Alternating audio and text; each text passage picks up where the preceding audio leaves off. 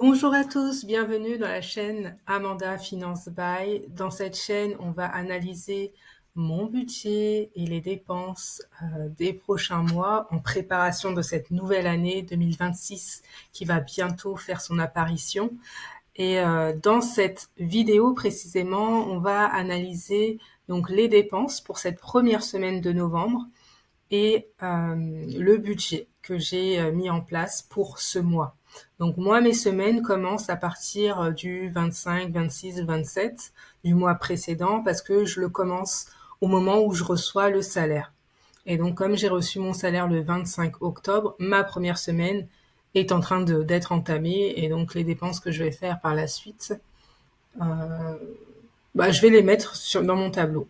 Donc là, je me suis plutôt dirigée sur Google Sheets. Dans les vidéos précédentes, j'étais sur Canva et je me suis vite rendu compte que ça aurait été un peu compliqué dans la durée de rester sur Canva parce que c'est un peu limité même d'un point de vue visuel d'avoir les données facilement accessibles et facilement manipulables sur Canva. Donc je me suis mise sur Google Sheet et j'ai pris en fait certains tableaux prédéfinis pour pouvoir construire donc ce premier budget. Donc pour l'instant c'est comme ça. On est encore 2 mois avant le début de l'année 2026. Je vais essayer cette méthode-là avec les tableaux prédéfinis en enlevant quelques cases, colonnes et en voyant si ça me correspond et si je continue comme ça pour l'année 2026. Donc c'est la première fois que j'utilise ce tableau prédéfini. Je vais voir si je le remodule et si je m'arrange pour qu'il soit un peu plus, qu'il corresponde plus à ce que je veux faire et ce que j'ai envie de voir dans mon budget. Et donc voilà, ce premier onglet que j'ai appelé budget fin d'année va me permettre donc d'avoir mes revenus prévus. Donc là, j'ai renseigné donc ce qui est tombé donc au mois de novembre, octobre, donc le 25, donc la première semaine de novembre pour moi. Donc en réel, ici, je vais rajouter donc mon salaire que j'ai bien reçu et je rajouterai par la suite la prime d'activité que j'ai déjà prévue dans cette colonne C. Ensuite, les dépenses réelles iront là et les dépenses prévues, je vais les mettre là quand j'aurai fini cette vidéo.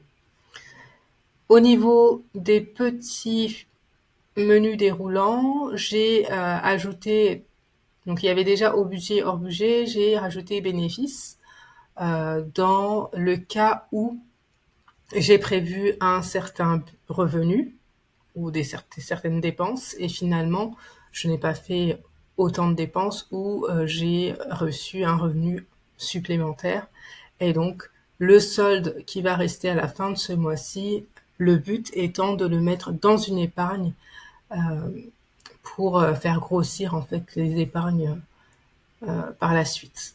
Voilà.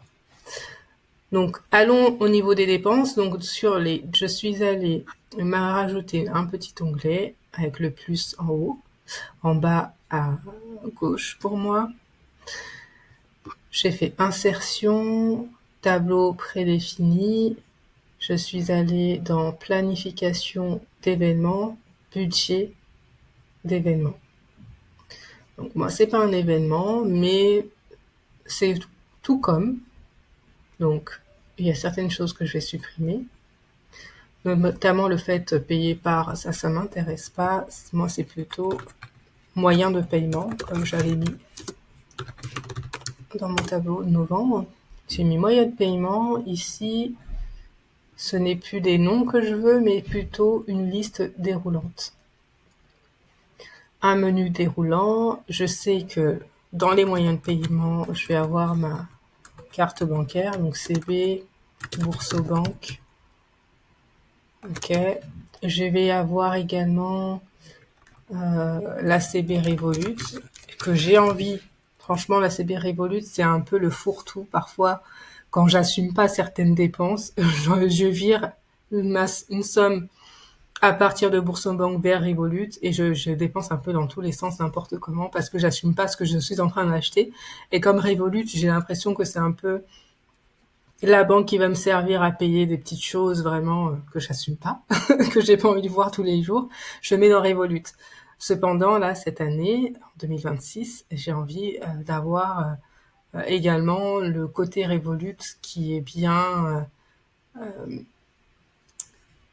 encadré. Donc, je vais faire plus attention là-dessus. Je commence là ce mois-ci et cette chaîne aussi va me permettre d'être régulière et d'atteindre mes objectifs. Donc, la CB Revolut, elle est bien. Je vais la garder, ce compte Revolut. Je vais y garder ce compte, mais je vais faire attention à comment je dépense également sur ce compte parce que c'est bien beau de faire attention sur Bourseau, mais pas sur Revolut. Au final, c'est l'argent quand même, donc il faut que je fasse attention également lorsque ça arrive là-bas. Autre chose, donc moyen de paiement. J'ai CB Revolut, CB Bourse-Banque, j'ai le moyen de paiement par chèque. On va se mettre des petites couleurs. Bourse-Banque, ils sont plutôt, vous savez, un peu de bleu, machin, je vais mettre du bleu. Revolut, on va dire violet. Chèque, on va mettre du jaune. Il y a le virement, les virements automatiques notamment. Je vais mettre du vert comme ça. Il y a le prélèvement. Les prélèvements qui sont automatiques en général. On a également le règlement par espèce. C'est assez rare. Pourquoi pas refaire attention à ça. Alors, chèque, virement, prélèvement, espèce. Qu'est-ce qui me manque? Je vais aller voir dans ce que j'ai mis déjà dans mon tableau. Elle est finie ici. Je pense que j'ai tout mis. Virement, prélèvement, bons d'achat, ticket restaurant. Oui. Alors, effectivement, les bons d'achat, c'est quelque chose que je veux utiliser un peu plus également. Ça me permet d'anticiper en fait certaines dépenses. Et bah, j'aimerais bien anticiper de façon plus intéressante et plus optimale pour mon compte. Et notamment également les dépenses de tickets restaurant, parce que pour l'instant, j'ai aucun tracker qui me permet de savoir ce que je dépense au niveau des tickets restaurant. Donc pour l'instant, j'ai pas encore été rechargée sur ma carte ticket restaurant, mais pour les prochaines, ce que je suis en train de penser également, c'est que je vais rajouter dans mon budget la somme qui est dans les tickets restaurants pour pouvoir traquer. Parce que si là, dans le moyen de paiement, je mets tickets resto et que finalement, dans mes revenus, je n'ai pas rajouté la somme des tickets restaurants, je serai en déficit. Donc, lorsque je serai rechargée sur mon compte ticket resto de la somme, je mettrai ici en plus la somme ticket restaurant. Mais étant donné que de toute façon, on est sur du prévisionnel, je crois que comme j'étais en congé pendant une semaine, peut-être qu'au niveau des tickets restaurants, vraiment je le mets à la louche, peut-être que ça sera 170, j'en sais rien. Donc on va mettre ça pour les tickets restaurants. Ensuite, donc on a fait notre petite, voilà, on a changé ça, on a gardé les notes, date de transaction, on peut le garder, le coût, ou on peut changer par dépense pour avoir les mêmes termes. On budgétise et on dépense. Ici, au niveau des catégories, donc ce sont les catégories de dépenses. Je n'ai pas besoin d'avoir un ticket lieu, je vais plutôt mettre, habitation pour les charges fixes. Nourriture, activité, sport, va être activité, loisirs. Voilà, je vais rajouter par exemple les assurances. Bon, après, je vais mettre ça dans habitation. Habitation, je vais mettre les assurances dedans. Je vais rajouter dans le menu déroulant les abonnements. Un abonnement. Je vais mettre ça. Une autre couleur. Ici, qu'est-ce que j'avais rajouté pour aller beaucoup plus vite? J'avais mis les épargnes. J'avais mis investissement nécessaire et enveloppe. Ok. Donc, on va rajouter les épargnes. Voilà. Couleur des épargnes. Le vert pour l'argent. On va mettre également tout ce qui est transport, abonnement, épargne et investissement. Investissement, j'avais mis ça en marron. Investissement. Allez, on va mettre ça comme ça. Et on met OK. Donc, dans les charges fixes, comme je le disais dans ma précédente vidéo, c'est tout ce qui ne va pas bouger, tout ce qui va forcément sortir. Donc, quand on budgétise, on pense notamment peut-être à son loyer. Si on a un loyer, on pense à ses assurances habitation ou autres. Donc, moi, j'ai une assurance habitation qui couvre civil, etc. Ensuite, on a quoi comme charge fixe? On va avoir les abonnements qui vont rester les mêmes. On va faire ligne par ligne. Donc là, cette catégorie-là, on met habitation, le budget alloué à ça. Ce mois-ci, je pense, je suis autour de ça, je crois. Au niveau des assurances, c'est ça rentre dans habitation. L'assurance, globalement, moi j'arrondis. Je crois que je suis à 37 là actuellement, jusqu'à ce que je change. Bientôt ça va changer. Je crois que ça prend 2 mois en fait finalement pour changer d'assurance. Donc moi j'ai changé, j'ai fait la démarche auprès de ma nouvelle assurance pour qu'ils puissent résilier cette assurance-là, parce qu'elle est quand même conséquente, hein, je peux en avoir pour moins cher. Donc j'ai fait le nécessaire. Donc l'abonnement ici, un abonnement, donc c'est plutôt qu'est-ce qu'il y a? Donc il y a Internet, il y a le téléphone, même prix. Tout ce qui est abonnement, c'est un poste que je disais sur les vidéos précédentes, qui est un poste important à vérifier parce que en général, quand on a un abonnement sur une plateforme, surtout la téléphonie, ils aiment bien rajouter des sommes comme ça. Tu changes, tu as l'impression de payer 20 € peut-être par mois et tout d'un coup, tu te rends pas compte parce que tu checkes pas ton compte en banque et tu payes 24, 25 parce qu'ils t'ont changé d'abonnement et sûrement que lorsqu'on a fait la signature pour adhérer au contrat téléphonie, c'était stipulé. Je pense que s'ils font ça, c'est parce que quelque part, ils l'ont écrit. Et comme on lit pas forcément les contrats, on arrive à un coup où, effectivement, si on ne check pas, on paye plus que ce qu'on avait souscrit à la base. Bah, maintenant, l'astuce, c'est surtout de regarder, de surveiller et de changer d'abonnement en fonction de ce que tu vois sur ton compte, ce qui est prélevé. Donc, téléphonie, j'arrondis à 14, à 15, je sais que je suis à 14. Ah, attends, quoi que... Oui, je sais que je suis à 14 et quelques, mais j'arrondis à 15.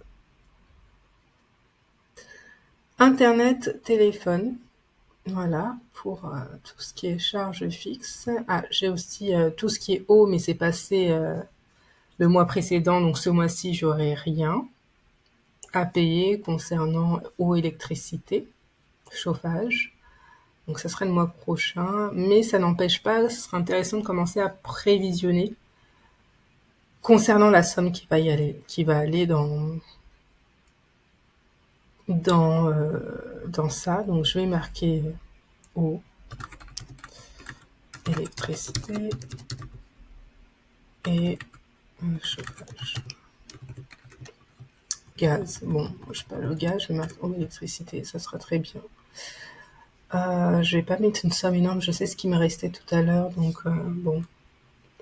Histoire de moins alourdir la somme, on va mettre ça. C'est que là, dans mon solde, ce qui me restait, non, c'est pas possible, ça y a un truc qui est pas bien passé. Ah oui, c'est parce que j'ai rajouté mes tickets restaurant. Mais en réel, si j'enlève les tickets restaurant, je vais avoir moins 170. C'est ça qui me reste en réel. Donc je peux rajouter 50, il me restera 56. Ok. Donc dans ma feuille, j'ai mis mes charges fixes avec tout ce qui est prélevé automatiquement, donc internet, téléphone, assurance, loyer, meilleur de paiement, ça j'ai payé par carte, assurance, c'est un prélèvement, internet, prélèvement, téléphone, c'est prélevé également, ou électricité, Ça, pour l'instant, ça sera rien fait. C'est je prévisionne. Prévision pour le mois prochain.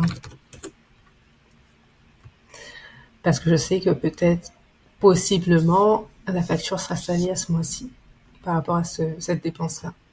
Donc, le mois dernier, je disais que j'avais quand même pas mal dépensé au niveau des provisions. Ce mois-ci, ce que j'ai envie de faire, étant donné que le mois prochain, c'est le mois de décembre, le mois où on fête avec la famille, etc., de dépenser un peu plus pour payer notamment l'alimentaire. Donc, l'alimentation ce mois-ci, j'ai prévisionné seulement, allez, j'avais prévisionné 50 euros. D'habitude, c'est ce que je prévois, plus la carte ticket resto. Et on va voir tout à l'heure ce que j'ai dépensé, beaucoup plus.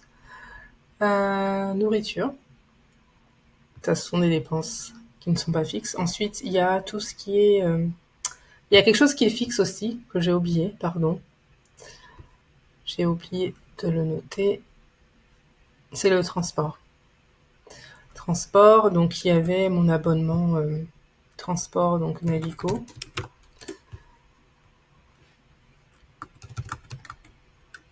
Moi j'arrondis pour le budget. Donc il y a ça qui est fixe ensuite. Non fixe. Avec les courses. Nourriture. Et là, je vais mettre la nourriture, j'avais dit 50. Ensuite, il y a tout ce qui est épargne.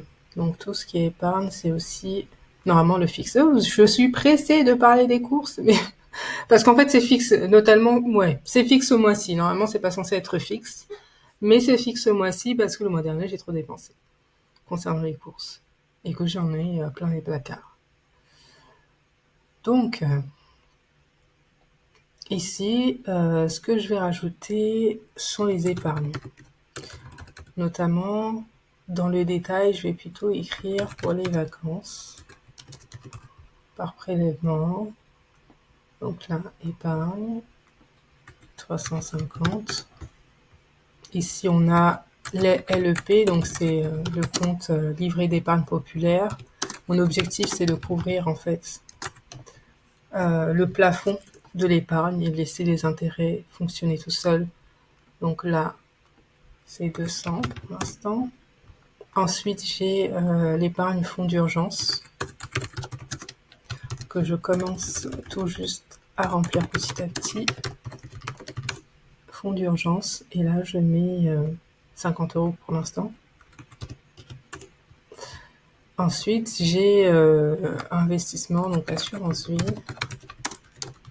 Mon assurance vie que je mets dans l'investissement. Et là, je mets 50 pour l'instant. Parce qu'apparemment, par rapport aux nouvelles règles, les nouvelles règles qui vont arriver, l'assurance vie, apparemment, va peut-être être moins intéressante. On verra. Il y a beaucoup d'alertes, mais on ne sait pas. On ne sait pas si ça va être réel ou pas. Le PEA, pour l'instant, il faut que j'atteigne 500 euros pour pouvoir commencer à placer la somme dans des actions pour un actif. Dans un actif. Donc, pour l'instant, c'est pas le cas. Et j'ai toujours pas atteint les 500. Donc, on va y aller petit à petit, c'est pas grave. Donc voilà, pour ce que je mets pour mon avenir, c'est ça, pour l'instant. J'aimerais gonfler un peu plus. On verra. J'ai également envie de créer un fonds enveloppe. Parce que pour l'instant, j'ai fait des enveloppes grâce à Revolut. Et je ne l'utilise pas bien, honnêtement. Parce que de toute façon, mentalement, Revolut, pour moi, c'est vraiment le compte qui me permet de faire n'importe quoi. Donc, si je mets mes enveloppes dedans, forcément, c'est pas top. Donc, mais là, j'ai envie de quand même de faire un peu plus attention là-dessus. Donc, je vais faire des enveloppes pour mes prochains achats, notamment machine à laver. Je dois racheter. Je dois faire une enveloppe et la remplacer rapidement. Donc, on va mettre 100 ce mois-ci. J'ai le mobilier notamment à remplacer. Allez, on va mettre... C'est pas une urgence, honnêtement. Mais ce serait bien d'avancer là-dessus rapidement. Allez. Si ça va pas, je baisserai. Ensuite, réfrigérateur. Non, réfrigérateur. C'est quoi déjà? Réfrigérateur. Ça aussi, une enveloppe de 50. Plus urgent que le mobilier. Donc, on va mettre 20 ici. Ensuite, tout ce qui est literie, je vais remplacer et renouveler. Je vais mettre 50 là. Oups. Ok, et ensuite, qu'est-ce que j'avais mis d'autre au niveau des enveloppes? Mobilier, canapé. Mobilier. Ah oui, je l'avais déjà marqué, pardon. Canapé. Enveloppe. Le canapé, enveloppe, j'avais mis 50, il me semble. Je vais regarder. Moi, j'ai mis 50 partout, sauf le réfrigérateur. Et là, j'ai inversé avec le mobilier. Voilà. Peu importe, hein, écoutez. C'est pas grave. Parce que là, je me dis effectivement, c'est plus intéressant de mettre un peu plus dans le canapé. Ensuite, il y a le nécessaire que j'ai pas forcément rajouté également ici. Je vais le rajouter dans le menu déroulant. Et je vais marquer nécessaire. Comme tout à l'heure, on va lui mettre bon, le gris, c'est très bien. Hop. Alors, qu'est-ce qu'il me fait? Je vais me mettre là. Et je vais rajouter ici nécessaire. Le nécessaire, c'est vraiment ce que je vais utiliser. Enfin, mes achats quotidiens, donc soins, vêtements, tout ce qui va être utile et important pour ce mois-ci. Et donc j'ai prévu 150, je crois. Vêtements, maison, soins, ouais. Tout ce qui est même produits ménagers et tout. Donc, parce que ça passe pas par la carte ticket resto. C'est pour ça que je le mets là. Soins et maison.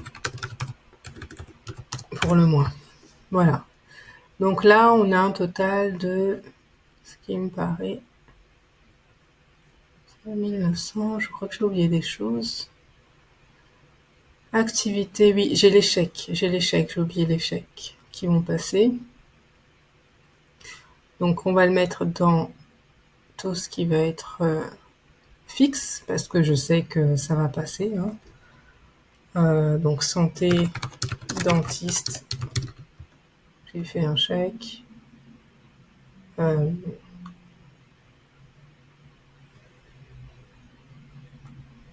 Allez, nécessaire, je vais faire santé. J'ai fait une ticket de santé, donc il me reste un chèque ce mois-ci. On aura terminé au niveau de l'avance des frais chez le dentiste pour l'appareil dentaire. On va rajouter un élément que je vais appeler santé. Avance des frais, on va mettre ça comme ça. Hop. On clique. Là, chercher santé. Ici, je vais mettre chèque. Ensuite, là, j'ai aussi le sport à payer. Il reste donc activité loisirs. Il reste un chèque de 37 € qui doit passer sûrement ce mois-ci. On va voir. Voilà. L'habitation, voilà. Navigo, on a payé par carte. Donc là, j'ai payé. Voilà. Donc pour mon budget, j'ai budgétisé 2166. Donc, on va regarder au niveau du solde. Je me fais là un petit encart solde. Je vais chercher mon revenu qui est là, budget fin d'année. Donc, je prends le revenu. Je mets moins. Je repars sur ma feuille. Ça, ce que j'ai budgétisé. Donc, d'après ce que j'ai budgétisé, il me resterait 330. Très, très étonnant. Je pense que j'ai oublié beaucoup de choses. C'est très étonnant, mais en même temps, 330 moins la carte ticket restaurant, que j'ai budgétisé à 170. Voilà. Et là, je vais quand même vérifier, peut-être si j'ai oublié des choses, Internet, loyer, PEA, assurance vie. Est-ce que le PEA, j'ai rajouté dans l'investissement? Oui.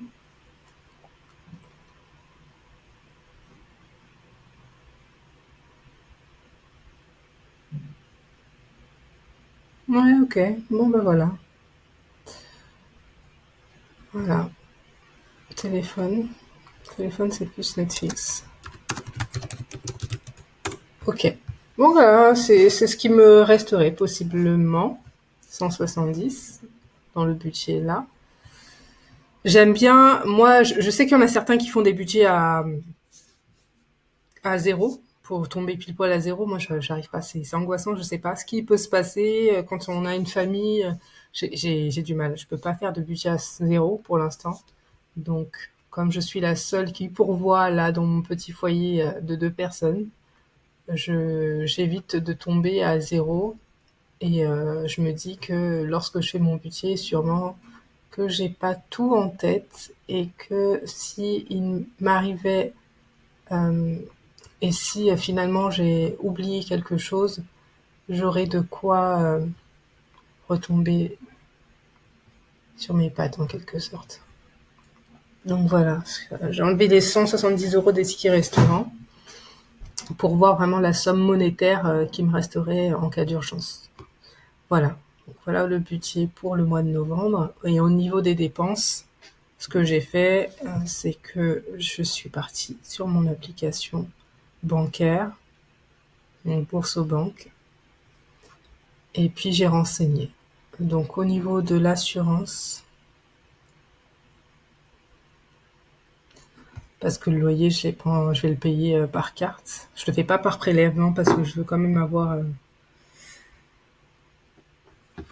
la possibilité de faire autrement s'il y a une problématique. Donc je le paye directement par carte et je regarde mon compte en banque. Comme ça, je regarde où j'en suis. C'est important de regarder son compte en banque. Il faut vraiment arrêter la politique de l'autruche et il faut régulièrement aller voir son compte en banque. C'est vraiment très, très, très, très, très important. Alors, au niveau des assurances, donc l'assurance est pas encore, n'a pas encore été prélevée, mais c'est prévu la semaine prochaine. Donc, pour l'instant, je suis encore à 36,81. Internet a été prélevé. Je suis à 33,99. Donc vraiment, vous voyez, je préfère arrondir parce que c'est l'histoire de 33,97, 34 €, quoi. Un centime, qu'est-ce que tu fais aujourd'hui avec un centime? Et le truc, c'est que si t'avais payé 32,99 €, il allait te dire, mais s'il te plaît, où sont les 1 centime? Ah oui, il y a un truc que j'ai oublié et qui me revient tout de suite, c'est mon trop perçu. Je dois faire un virement d'un trop perçu. Et je me rends compte que voilà, le trop perçu, c'est quand 193. Donc j'ai budgétisé. Mon budget n'est pas bon du tout. J'ai trop perçu de France Travail à payer là. Trop perçu.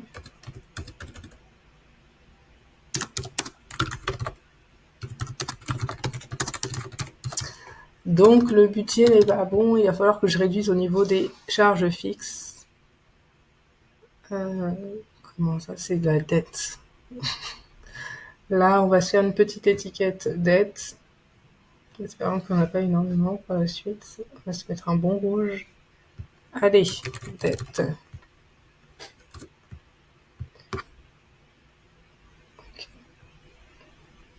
Donc là, ok. Voilà. Et ça, je vais payer par virement. Je fais un virement directement. Ok. Donc effectivement, voilà, je suis à moins 53. Donc ce que je vais faire, c'est que je vais enlever dans les enveloppes. On va enlever là. Ici, on va mettre plutôt 30. Et là aussi, on va mettre 30. Et là aussi, parce que j'ai pas envie d'avoir juste 7 euros. Ouais, c'est même pas assez. Où est-ce qu'on peut enlever encore? Là, on va enlever là. On va mettre 120. Vous voyez? Comme quoi les budgets à zéro, là, parfois c'est compliqué. Donc là, déjà même là, je suis pas trop à l'aise avec cette somme-là. Mais je sais que c'est dans cette catégorie-là que je vais commencer à baisser en fait. Je vais peut-être mettre 100 même ici. Et voir au niveau des soins, comment est-ce que je peux faire, si je peux faire des soins maison, etc. pour faire attention à cette somme. Donc voilà où est-ce que j'en suis.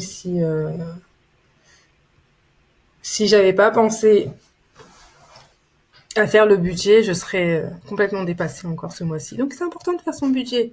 Voilà, il y a des choses qui reviennent. J'ai fait la vidéo avant, je me suis préparée à faire cette vidéo. C'est au moment où je la tourne où je me rends compte que il manquait le trop perçu de France Travail. Alors que j'en parle depuis déjà quelques semaines, quelques jours. J'abuse avec les semaines, mais parce que je l'ai appris là, il y a 2-3 semaines, je crois. Alors ensuite, pour la carte Navigo, je l'ai déjà payée. Voilà, il faut que je me mette également en tête que à partir de janvier, ça va augmenter. On sera plus à ça, on sera un peu plus de 3 euros en plus. Ensuite, il y a le virement. Tous les virements épargne, c'est bon, c'est parti. Non, pas tous. Les 2 premiers. Fonds d'urgence également. Donc, tout ce qui est épargne, ouais. Après, investissement, c'est pas encore parti. La santé, ça c'est pas parti. Trop perçu, je l'ai pas encore fait. Assurance, ici, c'est pas encore arrivé. Mais par contre, j'ai déjà fait une petite entorse parce que par rapport aux courses, non seulement j'ai fait mes courses dimanche, donc sans la carte ticket resto, et en plus j'ai explosé mon budget de courses.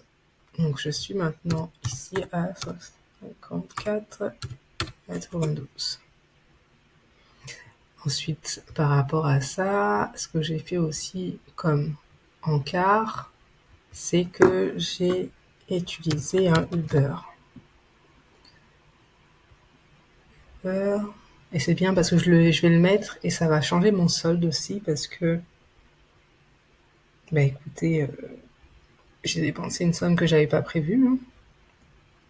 Donc là, transport. Pour changer le solde qui est là, je vais devoir le rajouter là. Parce que même si je l'ai pas prévu, je l'ai dépensé.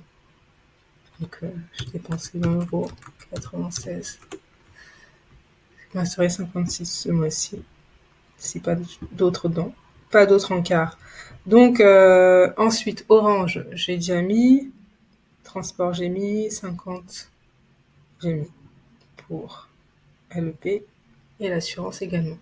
Donc pour l'instant, j'en suis à ça. J'ai pas encore fait le dispatch au niveau des épargnes, des enveloppes. C'est quelque chose que je fais pas le début du mois. Parce que voilà, il y a des choses que je peux oublier.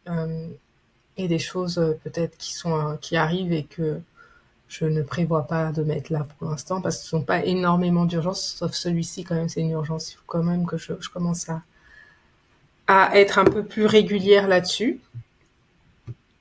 Ok. Mais le reste, oui, ça part direct. Épargne, ça part direct. Ça, c'est censé partir direct. Là, je suis encore sur le mode de virement manuel, mais il faut que je trouve le moyen de faire un virement. Je sais pas si c'est possible de faire un virement automatique là-dessus. J'ai pas l'impression. Mais cette étape de virement manuel fait que je le fais pas. Le mois dernier, je l'ai pas fait. Et ce mois-ci, je dois le faire. Je dois le faire parce que je suis à 100 et je dois attendre 500 au moins pour commencer à investir dans certains actifs. Donc voilà pour mon budget pour le mois de novembre en totalité et les dépenses déjà émises cette première semaine, sauf l'assurance qui va être pour la semaine prochaine, mais bon, au moins c'est fait. J'espère que cette vidéo vous aura éclairci un peu plus sur la prise en main de votre budget et de vos dépenses, et que ce format vous intéresse et vous plaît dans sa lecture, sa compréhension.